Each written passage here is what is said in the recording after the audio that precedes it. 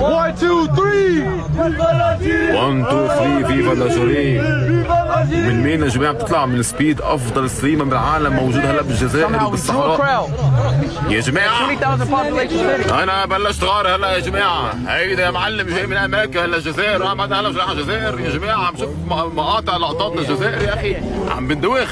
عم شوف لقطات من بعد ما راح سبيد بالصحراء، اكبر صحراء بالعالم، اكبر صحراء بالعالم. شوف العالم اللي حواليه لسبيد، شوف المنظر يا جماعه. فتله الجزائر هلا حاليا تيج الدنيا، عندهم ثلج، عندهم يا اخي. انا صار لازم اروح على الجزائر، انا بعد هلا مش رايح على الجزائر. كيف هيك يا رجل؟ سبيد رايح من امريكا على الجزائر، بعد هلا مش رايح على الجزائر يا اخي. انا اهل الجزائر لازم اروح عنكم، انا لازم اروح عنكم. تستقبلوني ما بتستقبلوني، بدي اروح عنكم خلص. انا عم شوف مناظر الجزائر لما راح سبيد، عم شوف اللقطات وبلش يطلع لي لقطات هلا على الاكسبلور بيج. ثلج ثلج ثلج هلا بالجزائر، وسكاي دايفنج مدري شو. انا خلص يا اخي الجزائر، اهل الجزائر انا صار لازم اجي عندكم. كيف وليش مش عارف يا اخي.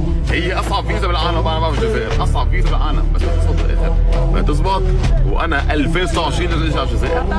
شوفوا يا اخي، اذا سبيد قال لك 1 2 3 فيفا لاجوري، انا شو بقول لك بكره يا اخي؟ اذا سبيد قال لك 1 2 3 فيفا لاجوري، انا بكره لما اروح على الجزائر شو بقول لك يا اخي؟ انا والله بكره بدي اروح على الجزائر، والله ولع ام الدنيا باذن الله.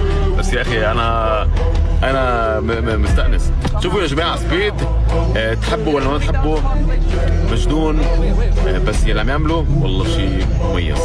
يعني بلش يعطي صوره حلوه لاهل الجزائر، ويرفع علم الجزائر ويروح ويجي. لا بصراحه زلمه ترفع له القبه باللي عم يعمله، متواضع جدا، عم يعطي صوره حلوه. قبل كان بمصر وهلا بالجزائر، مناظر بتجنن. انا صار لازم اجي على الجزائر. اهل الجزائر افتحوا لي يا معلم الصحراء، جاي لعندكم على الصحراء وعلى الثلج.